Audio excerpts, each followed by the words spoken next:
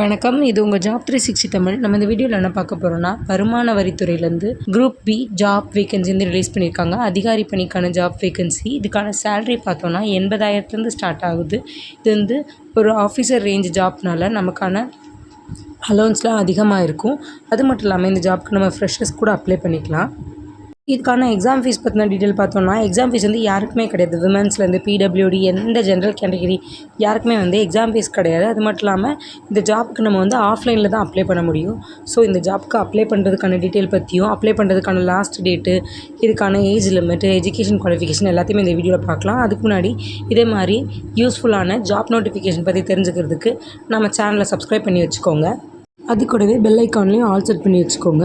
அப்போ தான் இது மாதிரி ஃப்ரெஷர்ஸ்க்கான ஜாப் கூட உங்களுக்கும் நோட்டிஃபிகேஷனில் வரும். வாங்க இப்போ வீடியோக்குள்ளே போகலாம். ஃபஸ்ட்டு இந்த ஜாப்க்கு அப்ளை பண்ணுறதுக்கான அப்ளிகேஷன் ஃபார்மை பார்த்துடலாம். நீங்கள் அப்ளிகேஷன் ஃபார்ம் வந்து இந்த நோட்டிஃபிகேஷனில் கொடுத்துருப்பாங்க. அதை டவுன்லோட் பண்ணிவிட்டு அப்புறம் நம்ம வந்து ஃபில் பண்ணி அவங்களுக்கு வந்து போஸ்ட் பண்ணுற மாதிரி தான் இருக்கும். இதுதான் அந்த அப்ளிகேஷன் ஃபார்ம். மேலே வந்து நீங்கள் வந்து ஃபோட்டோ வந்து பேஸ்ட் தான் பண்ணணும் அப்படின்றத சொல்லியிருக்காங்க. அதாவது கம்மு போட்டு ஒட்டணும். யாருமே வந்து ஸ்டாப்லெட் போடக்கூடாது அப்படின்னு இருக்காங்க. ஃபோட்டோவில் வந்து கிராஸாக வந்து நம்ம சைன் பண்ணியிருக்கணும். நெக்ஸ்ட்டு நார்மலாக நம்மளோட name, father or husband name, அதுக்கப்புறம் நம்மளோட கம்யூனிட்டி, அதுக்கப்புறம் பிடபிள்யூடியாக இருந்தால் அந்த சர்டிஃபிகேட் வச்சுருந்தீங்கன்னா அதுக்கான சர்டிஃபிகேட்டு, நெக்ஸ்ட்டு நேஷ்னாலிட்டியில் வந்து இந்தியன்றது, ஜெண்டரில் வந்து ஃபீமேலா மெயிலா அப்படின்ற எல்லாத்தையுமே வந்து ஃபில் பண்ணிக்கோங்க. இதில் உங்களுக்கு முக்கால்வாசி எல்லாமே தெரிஞ்ச மாதிரி தான் இருக்குது. தெரியாத ஏதாவது இருந்துச்சுன்னா வந்து நான் சொல்கிறேன். சீரியல் நம்பர் 8 வந்து நம்ம டேட் ஆஃப் பர்த் எழுதுவோம். சீரியல் நம்பர் 9 இந்த எக்ஸாமுக்கான அப்ளிகேஷனோட லாஸ்ட் டேட் இருக்குல்ல, அந்த லாஸ்ட் டேட் படி உங்களோட இப்போதைய வயசு என்ன, அந்த வயசு முடிஞ்சு எத்தனை மாதம் ஆகுது, எத்தனை நாள் ஆகுது அப்படின்றது தான் எழுதணும். நெக்ஸ்ட் என்னென்னு பார்த்தோன்னா, பர்சனல் அட்ரஸ் அண்ட் வந்து பெர்மனெண்ட் அட்ரஸ் ரெண்டுமே ஒன்றா இருந்தால் சேமாக எழுதிடலாம். அப்படி இல்லைனா பர்சனல் தனியாக, பெர்மனெண்ட் தனியாக எழுதிக்கோங்க. அப்புறம் வந்து இமெயில் ஐடி கொடுக்கணும், மொபைல் நம்பரு, எஜுகேஷன் குவாலிஃபிகேஷனை பொறுத்தளவுக்கு நம்ம 10th குவாலிஃபிகேஷன் தான் கேட்டிருக்காங்க. யூனிவர்சிட்டி ஆர் போர்டில் வந்து நீங்கள் வந்து எந்த ஸ்கூலில் படிச்சிங்க, ஸ்டேட் போர்டா அப்படின்றத எழுதணும். நெக்ஸ்ட் வந்து மந்த் ஆஃப் பாசிங், அதாவது 10th எப்போ முடிச்சிங்க அதுக்கான டேட்டுன்றதை கேட்டிருக்காங்க. நெக்ஸ்ட் வந்து ஷார்ட் அண்ட் டைப்பிங், நீங்கள் முடிச்சிருந்தீங்கன்னா எவ்வளோ ஸ்பீடில் முடிப்பீங்க, எந்த இன்ஸ்டியூட்டில் முடிச்சிருக்கீங்க அப்படின்ற டீட்டெயிலும் கேட்டிருக்காங்க. நெக்ஸ்ட்டு டெக்னிக்கல் குவாலிஃபிகேஷன் கேட்டிருக்காங்க. ஷார்ட் அண்ட் டைப்பிங் வந்து முடிச்சிருந்தீங்கன்னா எவ்வளோ ஸ்பீடில் முடிப்பீங்க, இந்த இன்ஸ்டியூட்லேருந்து முடிச்சிருக்கீங்க அப்படின்றது தான் கேட்டிருக்காங்க. நெக்ஸ்ட் வந்து உங்களுக்கு கம்ப்யூட்டர் நாலேஜ் இருக்கா இல்லையா அப்படின்றதான் கேட்டிருக்காங்க. லாஸ்ட்டாக வந்து 16ல் 2 எக்ஸாமினேஷன் சென்டர், நமக்கான எக்ஸாமினேஷன் சென்டர் வந்து நம்மளே செலக்ட் பண்ணுற மாதிரி இருக்கும். இது எக்ஸாமினேஷன் சென்டர் வந்து நோட்டிஃபிகேஷனில் கொடுத்துருக்காங்க. அதை நோட்டிஃபிகேஷனை எக்ஸ்பிளைன் பண்ணும்போது சொல்கிறேன். நெக்ஸ்ட் வந்து நார்மலாக ஜென்ரலான இன்ஸ்ட்ரக்ஷன் தான் கேட்டிருக்காங்க. இது எல்லாத்தையும் ஃபில் பண்ணி அவங்களுக்கு இந்த ஃபார்ம் வந்து நம்ம போஸ்ட் பண்ணுற மாதிரி இருக்கும். போஸ்ட் அட்ரஸ் எல்லாமே வந்து நோட்டிஃபிகேஷனில் கொடுத்துருக்காங்க. ஸோ எல்லாத்தையும் வந்து தெளிவாக ரீட் பண்ணி பாருங்கள். லாஸ்ட்டு வந்து டிக்ளரேஷன் கொடுத்துருக்காங்க. லாஸ்ட்டாக வந்து டேட்டு, பிளேஸு, சைன் பண்ணிடுங்க. டிக்ளரேஷனில் என்ன கொடுத்துருக்காங்கன்னா, மேலே கொடுத்துருக்க எல்லா இன்ஃபர்மேஷனும் கரெக்ட் தான் அப்படின்ற மாதிரி தான் டிக்ளரேஷனில் கொடுத்துருக்காங்க. நெக்ஸ்ட்டு இந்த நோட்டிஃபிகேஷனில் என்ன கொடுத்துருக்காங்க அப்படின்றது எல்லாத்தையுமே பார்க்கலாம். இது வரைக்கும் அப்ளிகேஷன் ஃபார்ம் வந்து எப்படி ஃபில் பண்ணுறது, அதில் என்னென்ன டீட்டெயில் கொடுத்துருக்காங்கன்றதை பார்த்துருக்கோம்.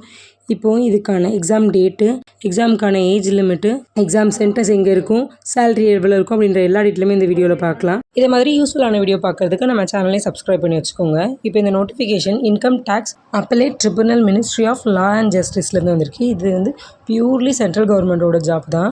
ஃபஸ்ட்டு இந்த நோட்டிஃபிகேஷனில் வந்து ஜாப் டீட்டெயில்ஸ் கொடுத்துருக்காங்க. ஜாப் டீட்டெயில்ஸை பொறுத்தளவுக்கு 2 விதமான ஜாப், சீனியர் ப்ரைவேட் செக்ரட்டரியும் கொடுத்துருக்காங்க. இதில் சீனியர் ப்ரைவேட் செக்ரட்டரிக்கு வந்து 15 வேகன்சியும், ப்ரைவேட் செக்ரட்டரிக்கு வந்து 20 வேகன்சியும் கொடுத்துருக்காங்க.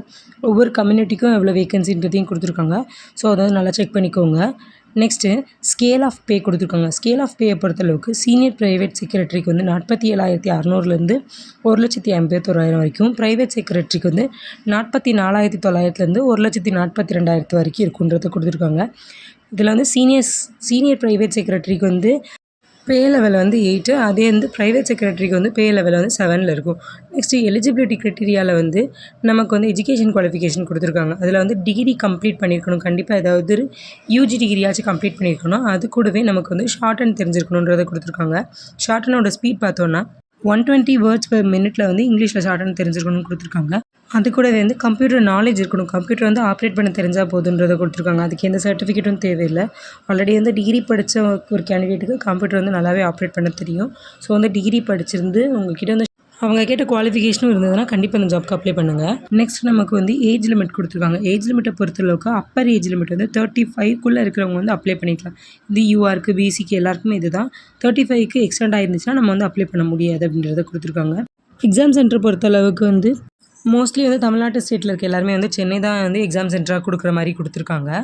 நெக்ஸ்ட்டு எக்ஸாம் பேட்டர்ன் பற்றி பார்த்தோன்னா எக்ஸாம் பேட்டர்னில் நமக்கு வந்து பேப்பர் 1 வந்து ஜென்ரல் இங்கிலீஷ் இருக்கும், 100 மார்க்ஸுக்கு இருக்கும் அப்படின்றத கொடுத்துருக்காங்க. பேப்பர் 2 வந்து ஜென்ரல் நாலேஜ் அண்ட் ரீசனிங் இருக்கும், அதுவும் 100 மார்க்குக்கு. இது ரெண்டுத்தையுமே வந்து நம்ம கிளியர் பண்ணிட்டோம், பேப்பர் 1 அண்ட் பேப்பர் 2 கிளியர் பண்ணிட்டோன்ற பட்சத்தில் ஸ்கில் டெஸ்ட் வைப்பாங்க. ஸ்கில் டெஸ்ட் பார்த்தோன்னா வந்து அதுவுமே 100 மார்க்ஸுக்கு. இங்கிலீஷ் ஷார்ட் அண்ட் வந்து 120 வேர்ட்ஸ் பெர் மினிட்டும், இங்கிலீஷ் டைப்பிங் வந்து 45 வேர்ட்ஸ் பெர் மினிட்டுக்கும் வந்து டைப் பண்ணுற மாதிரி இருக்கும். லாஸ்ட்டாக வந்து பர்சனல் இன்டர்வியூ வைப்பாங்க, அதுக்கு ஒரு 50 மார்க் இருக்குது அப்படின்றத கொடுத்துருக்காங்க. இந்த எக்ஸாம் லாங்குவேஜ் பார்த்தோன்னா நமக்கு வந்து இங்கிலீஷ் அண்ட் ஹிந்தியில் தான் எழுதுகிற மாதிரி இருக்கும். டைப்பிங் மட்டும் நமக்கு வந்து இங்கிலீஷ் டைப்பிங் இருக்கும். நெக்ஸ்ட்டு ஜென்ரல் இன்ஸ்ட்ரக்ஷன் மாதிரி தான் கொடுத்துருக்காங்க. அப்ளிகேஷன் வந்து யார் யார் அப்ளை பண்ணலாம், என்னென்ன சர்டிஃபிகேட் வச்சுருக்கணும் அப்படின்றத கொடுத்துருக்காங்க. இந்த 6.3ல என்னென்ன சர்டிஃபிகேட்ஸ் இருக்கணும், கிராஜுவேட் சர்டிஃபிகேட், மெட்ரிகுலேஷன் சர்டிஃபிகேட், இது எல்லாத்தையுமே கரெக்டாக வந்து நம்ம அப்ளை பண்ணும்போது வச்சுக்கணும் அப்படின்றத கொடுத்துருக்காங்க. நெக்ஸ்ட் வந்து இந்த அப்ளிகேஷன் ஃபார்ம் வந்து ஃபில் பண்ணி எந்த அட்ரஸ்க்கு அனுப்பணும் அப்படின்றது தான் இதில் பெருசாக கொடுத்துருக்காங்க, நல்லா போல்டாக கொடுத்துருக்காங்க. நான் அப்ளிகேஷன் ஃபார்ம் ஃபில் பண்ணும்போது ஆல்ரெடி வந்து ஒரு ஃபோட்டோ வந்து பேஸ்ட் பண்ணி தான் அதில் வந்து ஒட்டிட்டு தான் வந்து அப்ளிகேஷன் ஃபார்ம் வந்து ஃபில் பண்ணியிருப்போம். அது கூடவே வந்து நம்ம வந்து அப்ளிகேஷன் ஃபார்ம் வைக்கிற கவரில் extra 2 photo, passport size photo வைக்கணுன்றதை கொடுத்துருக்காங்க. அது வந்து நல்லா போல்டாக கொடுத்துருக்காங்க. ஸோ அது வந்து இதெல்லாம் பார்த்துட்டு அப்ளை பண்ணுங்கள். ஒரு எக்ஸாமுக்கு அப்ளை பண்ண போகிறீங்கன்னா நோட்டிஃபிகேஷன் நல்லா கிளியராக ரீட் பண்ணிவிட்டு அப்ளை பண்ணுங்கள். இந்த அப்ளிகேஷன் சென்ட் பண்ணுற அட்ரஸ் வந்து தெளிவாக பார்த்துடலாம். The deputy register income tax appellate tribunal, Pratishtha Bhavan, old central government office building, 4th floor, 101, Maharshi Karve Marg, Mumbai, 4,20,000ன்றத அட்ரஸாக கொடுத்துருக்காங்க. ஸோ இது வந்து தெளிவாக வந்து மென்ஷன் பண்ணியிருக்காங்க. ஸோ வந்து அட்ரஸில் எந்த தப்பு பண்ணிடுறீங்க, அப்ளிகேஷன்லாம் கிளியராக ஃபில் பண்ணிவிட்டு அட்ரஸில் தப்பு பண்ணினா நமக்கு வந்து அந்த அப்ளிகேஷன் போய் சேராது. ஸோ அப்ளை பண்ணுறதுக்கு முன்னாடி தெளிவாக ரீட் பண்ணிக்கோங்க. இதில் நமக்கு ப்ரொபேஷன் பீரியடும் இருக்கும். ப்ரொபேஷன் பீரியட் வந்து 2 years இருக்கும். ப்ரொபேஷன் பீரியட்னா ஒன்றும் இல்லை, நம்மளை வந்து வேலையில் வந்து ஜாயின் பண்ணுறதுக்கு முன்னாடி நமக்கு ட்ரைனிங் மாதிரி ஒரு 2 years கொடுப்பாங்க. அந்த ட்ரைனிங்கில் நம்ம வந்து நல்லா பெர்ஃபார்மன்ஸ் பண்ணால் தான் வந்து நம்மளோட போஸ்டிங்கை வந்து பெர்மனெண்ட் பண்ணுவாங்க.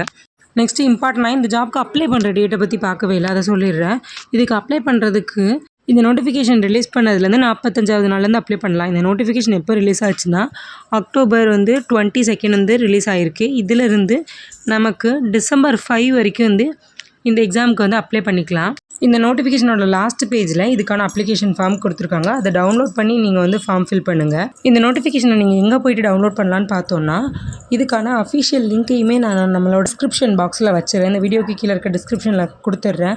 அப்படி இல்லைனா நம்ம டெலகிராம் சேனலில் இந்த நோட்டிஃபிகேஷனுக்கான PDF நான் சென்ட் பண்ணுறேன், அதை நீங்கள் டவுன்லோட் பண்ணிவிட்டு லாஸ்ட் பேஜை வந்து டவுன்லோட் பண்ணி பார்த்தீங்கன்னா அதுக்கான அப்ளிகேஷன் ஃபார்ம் இருக்கும், அதை ஃபில் பண்ணிக்கோங்க. அவ்வளோதான். இந்த நோட்டிஃபிகேஷனை பற்றி எல்லாமே நான் வந்து தெளிவாக எக்ஸ்பிளைன் பண்ணிட்டேன். இதில் உங்களுக்கு வேறு ஏதாவது டவுட் இருந்துச்சுன்னா நீங்கள் வந்து கமெண்ட் பண்ணுங்கள். இல்லை நான் அப்ளை பண்ணும்போது இந்த நோட்டிஃபிகேஷன் உங்களுக்கு ஏதாவது டவுட் இருந்துச்சுனாலும் அதையும் நீங்கள் சந்தேகங்களாக வந்து கமெண்ட் பண்ணி கேளுங்க, நான் அதுக்குமே ரிப்ளை பண்ணுறேன். வீடியோ யூஸ்ஃபுல்லாக இருந்துச்சுன்னா லைக் பண்ணிவிட்டு இதே மாதிரி யூஸ்ஃபுல்லான ஜாப் அப்டேட் நியூஸ்க்கு நம்ம சேனலை சப்ஸ்கிரைப் பண்ணி வச்சுக்கோங்க. கூடவே பெல் ஐக்கானில் ஆல் செட் பண்ணி வச்சுக்கோங்க. உங்களோட ஃப்ரெண்ட்ஸ் யாருக்காவது இந்த நோட்டிஃபிகேஷன் ஜாப் வந்து யூஸ்ஃபுல்லாகும்னு நினச்சிங்கன்னா அவங்களுக்கும் இந்த வீடியோ ஷேர் பண்ணி விடுங்க. தேங்க்யூ.